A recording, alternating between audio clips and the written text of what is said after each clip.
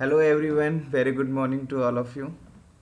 बच्चों, आज की इस वीडियो में हम लोग डिस्कस करने वाले हैं फ्यूगेसिटी एक्टिविटी एंड एक्टिविटी कोफिशिएंट के बारे में। जैसा कि पिछली क्लास में आपने देखा केमिकल पोटेंशियल के बारे में और उससे रिलेटेड जितने भी इक्वेशन थी, आज हम लोग बात करेंगे fugacity, then activity and activity coefficient. ठीक है, clear. Now what is the fugacity activity and activity coefficient. इसको जानने के लिए सबसे पहले आपको ये जानना जरूरी है कि जो आइडियल गैस है और आइडियल सॉल्यूशन है, उन दोनों को एक्सप्लेन करने के लिए, आई मीन आइडियल गैस को एक्सप्लेन करने के लिए हमें प्रेशर की ज़रूरत होती है और किसी भी आइडियल सॉल्यूशन को एक्सप्लेन करने के लिए हमें कंसंट्रेशन की ज़रूरत होती है। ठीक है, ये दोनों पॉइंट आपको याद रखने हैं। इसी बेस्ड पे फ्यूगिसिटी और एक्टिविटी हम एक्सप्लेन करेंगे। क्लियर। जैसे कि पिछली वीडियो में आपने देखा कि chemical potential mu of an ideal gas related to pressure P. ठीक है, आप क्या कीजिए, केमिकल पोटेंशियल का फार्मूला लिखिए, mu equal to mu not plus R T L N P. इसको इक्वेशन फर्स्ट मान लीजिए। म्यू क्या है आपका, this is chemical potential and mu not is the chemical potential at standard state, means the pressure P equal to 1 atm। Clear, this equation for ideal gas. ठीक है, ये याद रहेगा। Now in a mixture of ideal gas, अब आपने क्या किया है, इस सिलेंडर में बहुत सारी गैसेस का मिक्सचर ले लिया, दैट इज आइडियल गैस। ठीक है, यहाँ पर हमने मान लिया आई कॉन्स्टिट्यूंट के लिए जो पार्शियल प्रेशर उसका कितना है, पी आई। अब इसके लिए हम क्या करेंगे, केमिकल पोटेंशियल इक्वेशन लिखेंगे। तो ये आपका क्या हो जाएगा, mu I equal to mu I not plus R T L N P I. ठीक है, this equation for I constituent. Clear है, ठीक है, लिख लिया आपने। नाउ फॉर आइडियल सोल्यूशन के लिए this equation for ideal gas, now this equation for ideal solution. हमने फिर से एक जो है बीकर ले लिया। इस बीकर में बहुत सारे सोल्यूशन है, आइडियल सोल्यूशन, जिसमें आई कॉन्स्टिट्यूंट के लिए जो है यहाँ पर हम क्या करेंगे, केमिकल पोटेंशियल की इक्वेशन फाइंड करेंगे और इसका जो कंसंट्रेशन दे रखा है वो सी आई दे रखा है। आप लिख सकते हैं equation mu I equal to mu I not plus R T L N C आई।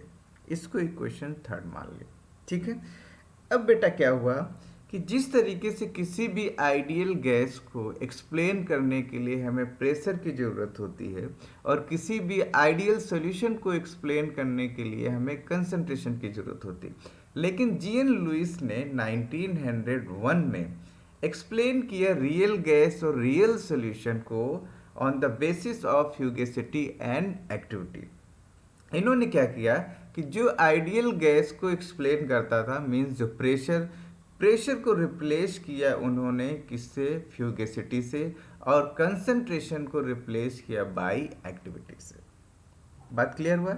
इसका मतलब क्या हुआ कि प्रेशर और कंसंट्रेशन दोनों इक्वल टू किसके हैं, फ्यूगेसिटी और एक्टिविटी को।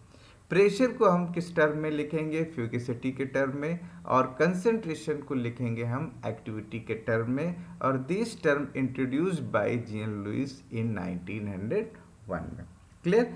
अब जो जो इक्वेशन आपने बनाई है, इक्वेशन आप फर्स्ट देख रहे हैं, सेकंड देख रहे हैं, थर्ड देख रहे हैं, अब यहाँ पर जो कंसंट्रेशन टर्म है उसको हम रिप्लेस करेंगे बाय एक्टिविटी टर्म से, और जो आपका प्रेशर है उसको हम रिप्लेस करेंगे बाय फ्यूगेसिटी से। क्लियर। ठीक है, now fugacity, what is the fugacity? Fugacity is the substitute for the pressure to explain the behaviour of a real gas. ठीक है, रियल गैस को एक्सप्लेन करने के लिए जो टर्म हम यहाँ पर यूज करेंगे दैट इज फ्यूगेसिटी। ठीक है, देखो यहाँ पर जीएन लुइस ने, आपने देखा कि किसी भी गैस को एक्सप्लेन करने के लिए प्रेशर की नीड होती है।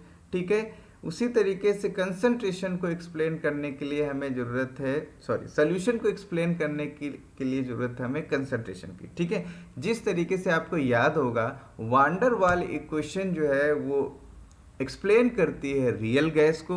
उसी तरीके से जीएन लुइस ने एक कॉन्सेप्ट दिया कि जो रियल गैसेज है, आइडियल गैस की बात नहीं कर रहे, जो रियल गैसेज हैं उनको एक्सप्लेन करने के लिए जीएन लुइस ने फ्यूगिसिटी टर्म दिया, और जो आपके नॉन आइडियल सोल्यूशन है या रियल सोल्यूशन है उनको एक्सप्लेन करने के लिए एक्टिविटी टर्म दिया। ठीक है। Now fugacity, what is the fugacity? Fugacity is a substitute for pressure to explain the behavior of real gases, and activity is the substitute for the concentration to explain the behavior of non ideal solution।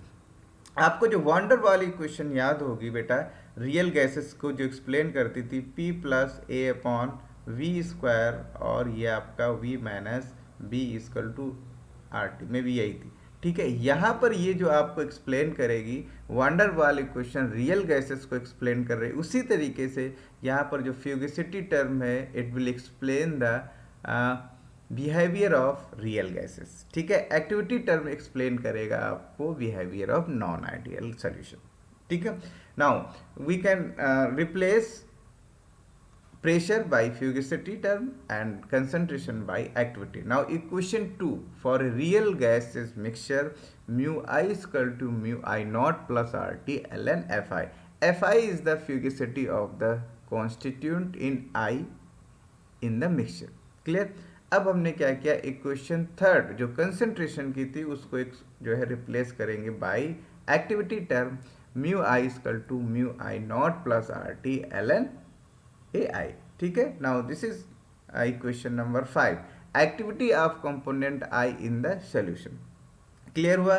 तो fugacity activity is nothing, just fugacity equal to pressure and activity equal to concentration, but you should remember fugacity used for the real gases like van der Waal equation, and activity used for non-ideal solution. Clear?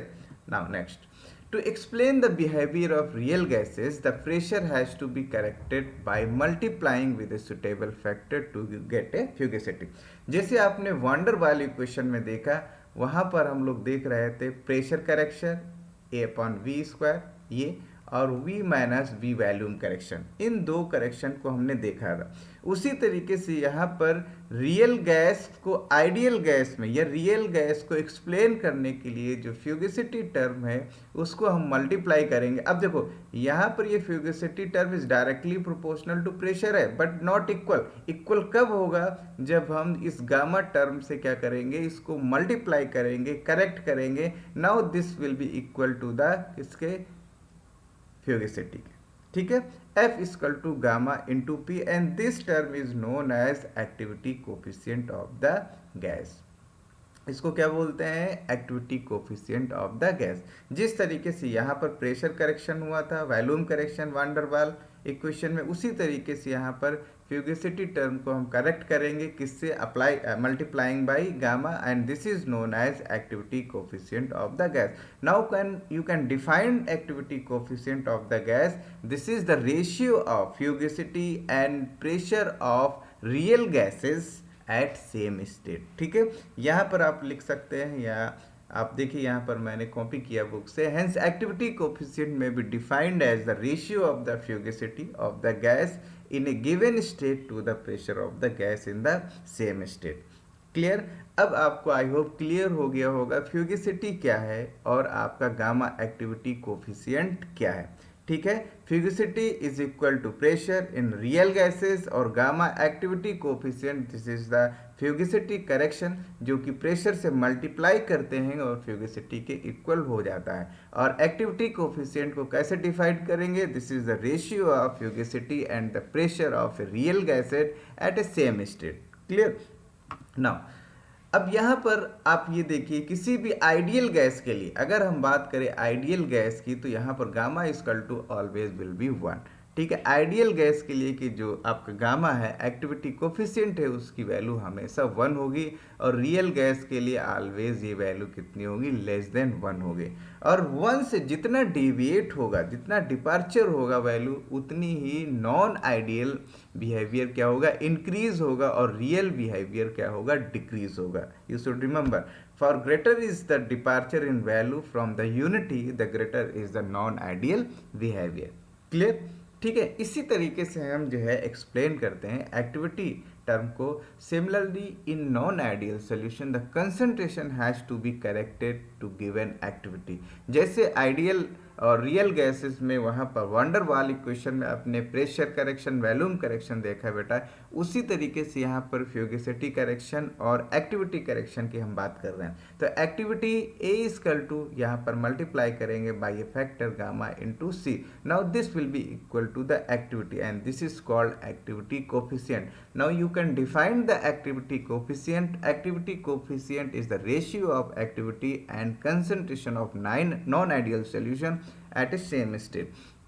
ठीक है, ये मैंने definition यहाँ पर लिख रखी है और ये शॉर्ट नोट में बेटा क्वेश्चन पूछे जाते हैं। Hence activity coefficient of any component in the solution may be defined as the ratio of the activity of the component in the solution to the concentration of the same component in the solution.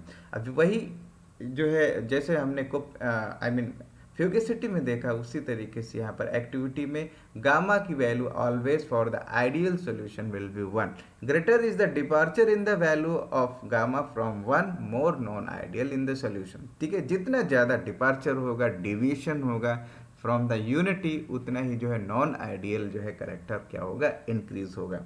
Clear? तो I hope बेटा आप लोगों को clear हो गया होगा कि यहाँ पर फ्यूगिसिटी और एक्टिविटी टर्म ये क्या शो करते हैं और एक्टिविटी कोफिशिएंट क्या है। ठीक है, तो आपको याद रखना है जो यूजुअली सिंबल जो एफ है, एफ इज एक्सप्रेस्ड या represent activity coefficient in concentration expressed in term of mole पर लीटर। एफ आप कब लिखेंगे? ठीक है, जब आपका जो एक्टिविटी है मोल पर लीटर या मोल फ्रैक्शन के टर्म में होगा। ठीक है, तो F equal to A upon C, that is A equal to C into F, या आप मोल फ्रैक्शन के टर्म में लिख सकते हैं F equal to A upon X, that is A equal to X into F. ठीक है, activity calculate करने के लिए भी एक क्वेश्चन आपसे पूछा जा सकता है एग्जाम में। ठीक है, और गामा कब आप लिखेंगे? Gamma is used for the activity coefficient if the concentration expressed in term